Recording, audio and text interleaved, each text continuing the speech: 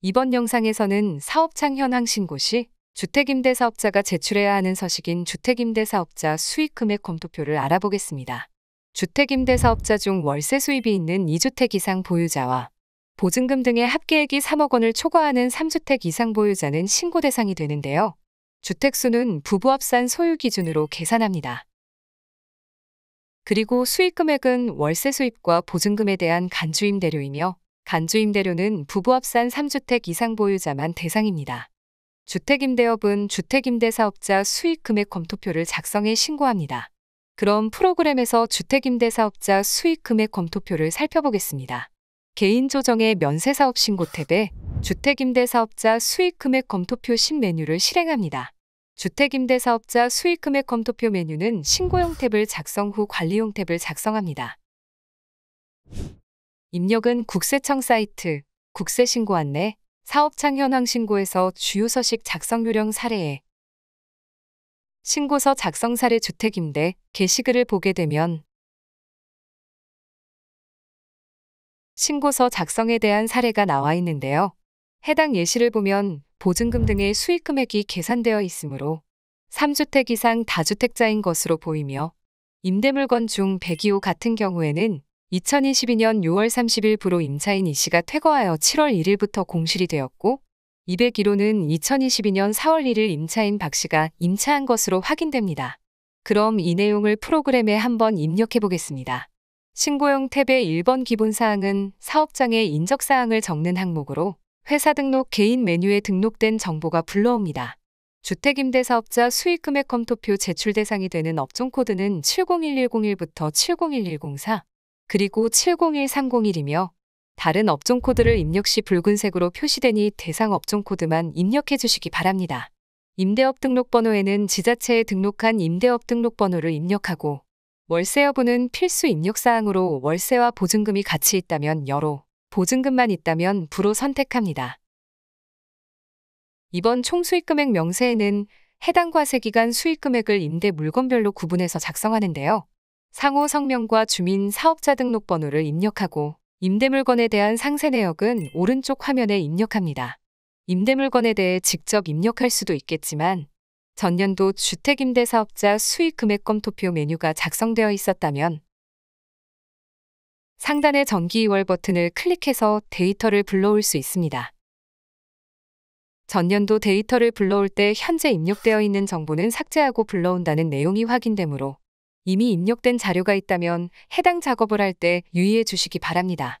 그리고 이자율은 1.2%로 적용됩니다. 정기 2월을 통해서 101호 김씨와 102호 이씨에 대한 정보를 불러왔고 4월 1일에 임차한 201호 박씨를 추가로 입력해 볼 텐데요. 만약 이미 입력되어 있는 임대물건의 내용을 복사하고자 한다면 복사할 데이터를 체크하고 복사 버튼을 이용하여 복사 붙여넣기도 가능합니다. 저는 직접 입력해 보겠습니다.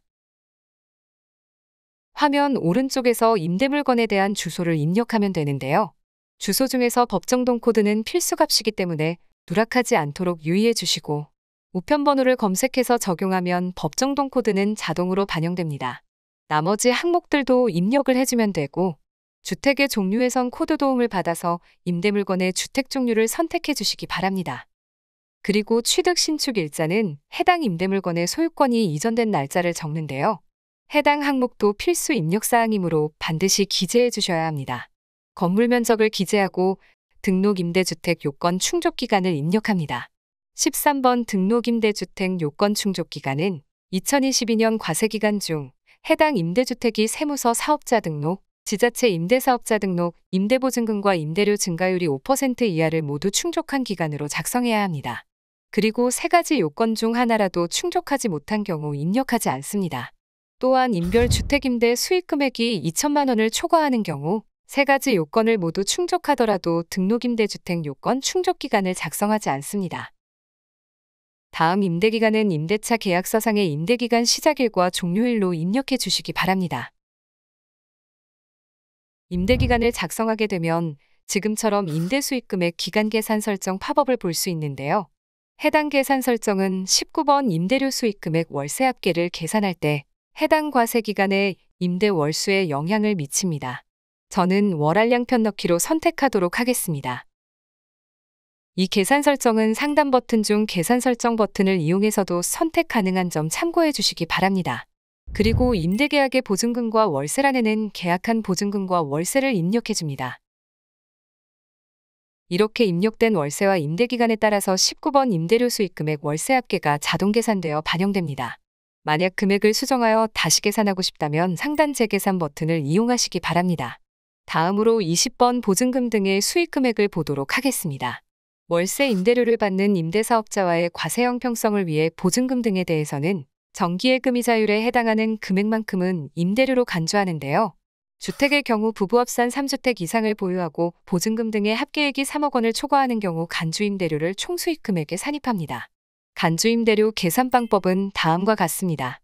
2022년의 이자율은 연 1.2%로 계산되고 3억 원을 차감할 때에는 보증금 등의 적수가 가장 큰 주택의 보증금부터 순서대로 차감합니다. 프로그램에서는 간주임대료를 관리용 탭을 이용해 쉽게 계산할 수 있는데요. 이를 계산하기 위해 간주임대료 계산 대상이 되는 임대물건들은 하단에 3주택 이상 보유를 여로 설정합니다. 그럼 보증금 등의 수익금액인 간주임대료를 계산하기 위해 관리용 탭으로 이동하도록 하겠습니다. 관리용 탭으로 이동해보면 주택 개별 등록, 일자별 보증금 잔액계산, 임대일자 자산별 잔액계산으로 구분되어 있으며 주택 개별 등록부터 임대일자 자산별 잔액계산까지 순차적으로 불러와서 계산합니다. 먼저 주택 개별 등록 탭에는 신고용 탭에서 작성된 간주임대료 계산 대상이 되는 임대물건이 불러오는데요. 만약 신고용 탭에서 작성한 간주임대료 계산 대상인 임대물건이 반영이 안 된다면 신고용 탭에서 3주택 이상 보유 여부가 여로 설정되어 있는지를 확인해 주시기 바랍니다.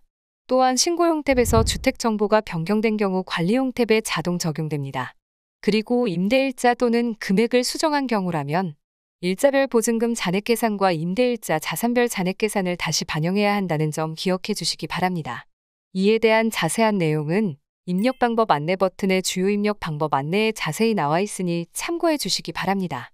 그리고 임차인이 퇴거해서 보증금 반환이 있는 경우 주택 개별 등록에는 반환일부터 단기말일까지 공실기간 및 반환 금액이 자동으로 추가됩니다.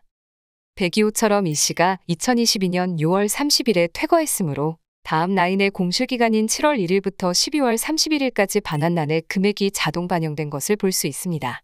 이렇게 주택개별 등록의 데이터가 제대로 반영되었다면 일자별 보증금 잔액계산으로 이동합니다. 주택개별 등록 불러오기를 클릭하여 주택개별 등록의 데이터를 불러오고 여기에선 임대기간별로 보증금 잔액 및 일수를 확인할 수 있습니다. 현재 임대기간이 1월 1일부터 3월 31일, 4월 1일부터 6월 30일, 그리고 7월 1일부터 12월 31일까지로 나눠져 있는데요. 이렇게 임대기간이 나눠진 이유는 4월 1일에 201호에는 새로운 임차인이 들어오면서 보증금 합계액이 변동했고 7월 1일에는 102호에 임차인이 퇴거하면서 공실이 되어 보증금 합계액이 변동되었기 때문입니다. 보증금 등의 합계액이 변동하는 경우에는 변동하는 구간별로 보증금 적수를 계산하고 그 구간별로 보증금 등의 적수가 가장 큰 주택의 보증금부터 순서대로 3억 원을 차감해야 합니다. 일자별 보증금 잔액계산에도 데이터가 잘 반영되었다면 임대일자, 자산별 잔액계산으로 이동해서 일자별 보증금 잔액 불러오기를 클릭합니다. 앞서 보증금 등의 합계액이 변동하는 구간별로 보증금 등의 적수가 가장 큰 주택의 보증금 등부터 순서대로 3억 원을 차감한다고 했는데요. 우선 1월 1일부터 3월 31일까지 기간의 간주임대료를 계산해 보겠습니다. 101호 김씨와 102호 이씨의 보증금 잔액 중 보증금이 큰 102호 이씨에게서 3억 원이 차감되었습니다. 3억을 차감해서 계산된 9번 보증금 잔액의 일수를 곱해 11번 보증금 잔액 적수가 계산되고 보증금 잔액 적수의 60% 그리고 이자율 1.2%를 곱하고 365로 나눠 14번 총수익금액 상당액과 16번 총수익금액 산입금액이 계산됩니다.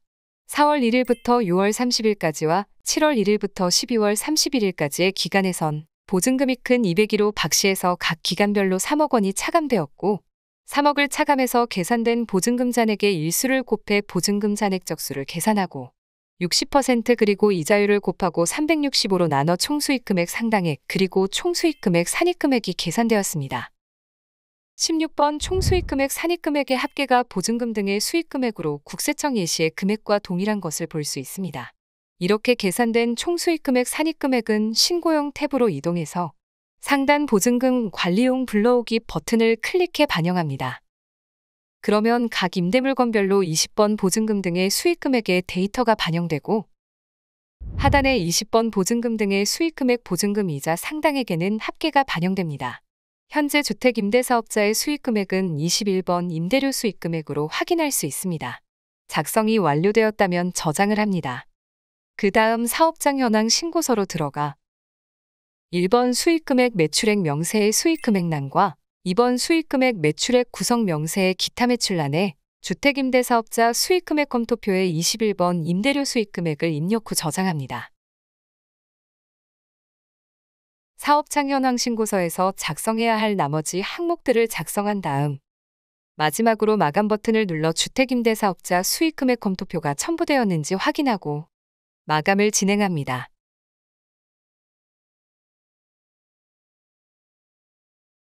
이후 면세사업자 현황 전자신고 메뉴를 이용하여 전자신고용 파일을 제작하고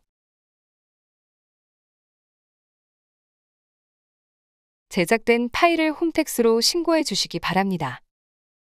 지금까지 주택임대사업자 수익금액 검토표를 작성해 보았습니다. 감사합니다.